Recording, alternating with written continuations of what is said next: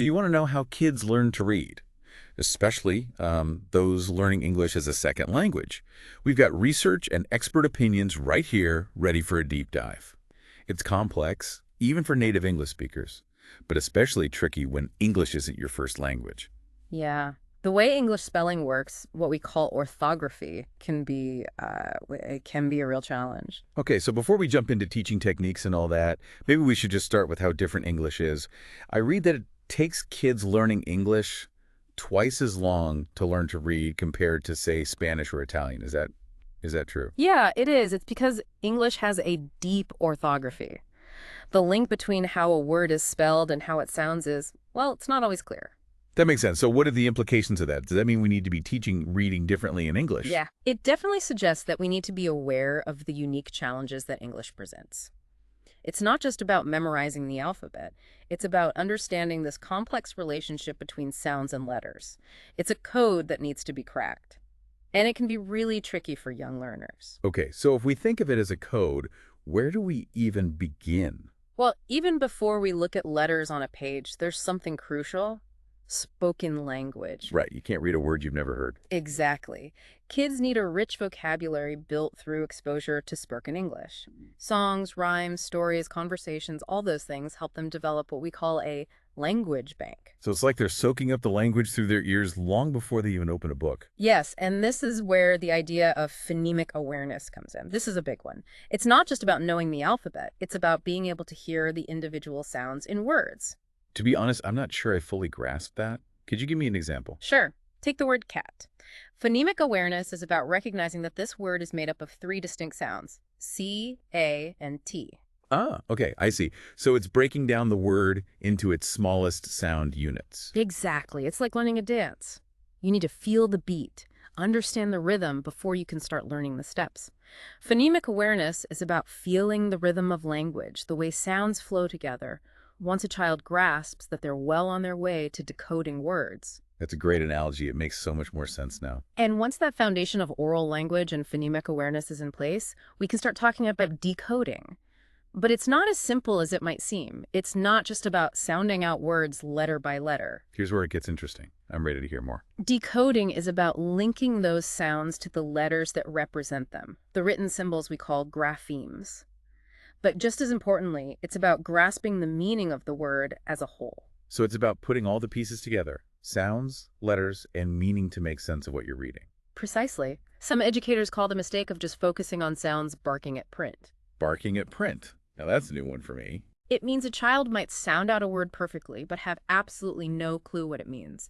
They're just saying sounds without connecting them to any real-world understanding. I get it. They're missing that crucial link between the word and its meaning. One of the studies we looked at gave a perfect example of this.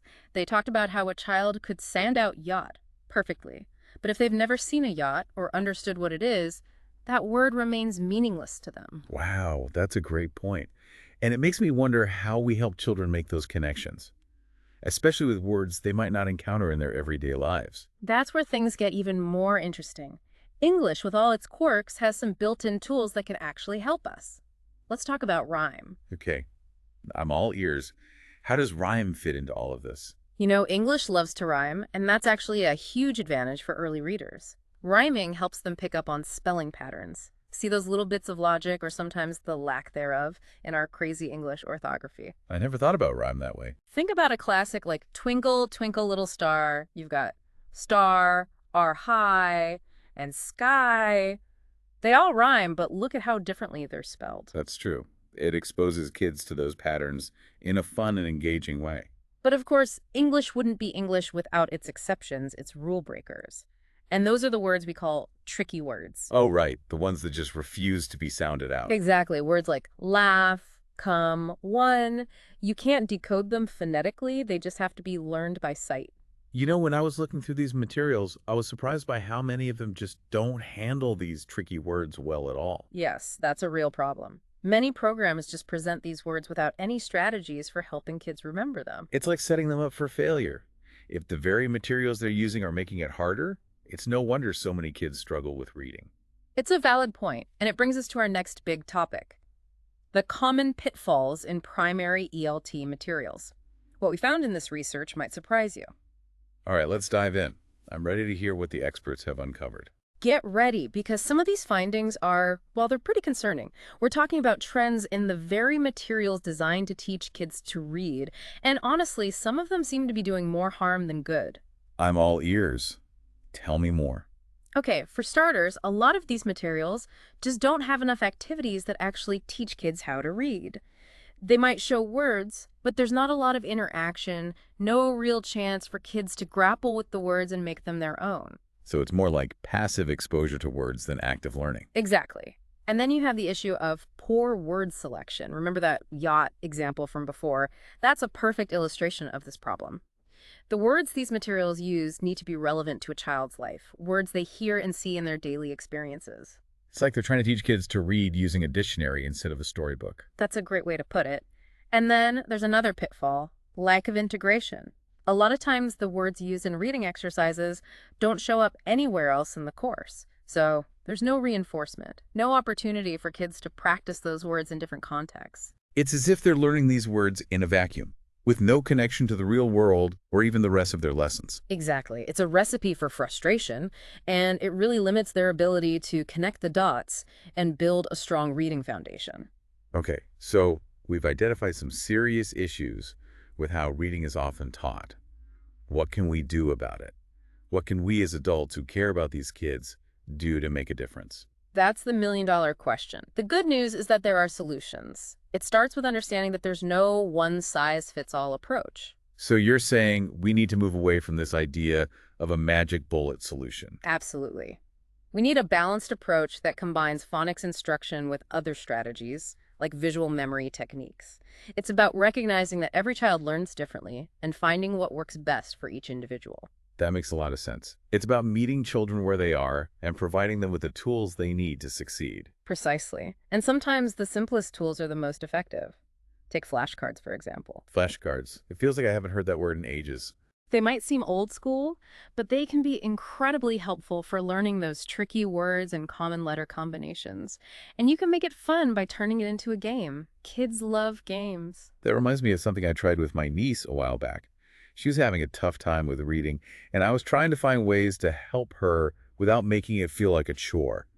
I found this word-building game, and it made such a difference. Oh, that's great to hear. What kind of game was it? It was pretty simple, actually. It was a card game with letter tiles, and she had to use the tiles to create different words. It was amazing to see her confidence grow as she started to recognize patterns and build words on her own. That's a perfect example of how learning can be both effective and enjoyable. And it highlights an important point. Reading doesn't just happen in a classroom or with a textbook. Reading happens everywhere. That's so true. It's all around us all the time. We need to encourage kids to see words everywhere, on signs, in stores, on cereal boxes, even on the TV screen. Think about turning on the subtitles while you're watching a movie together. It exposes them to written language in a fun and natural way. And I think it's crucial for kids to see the adults in their lives reading for pleasure. It sends such a powerful message.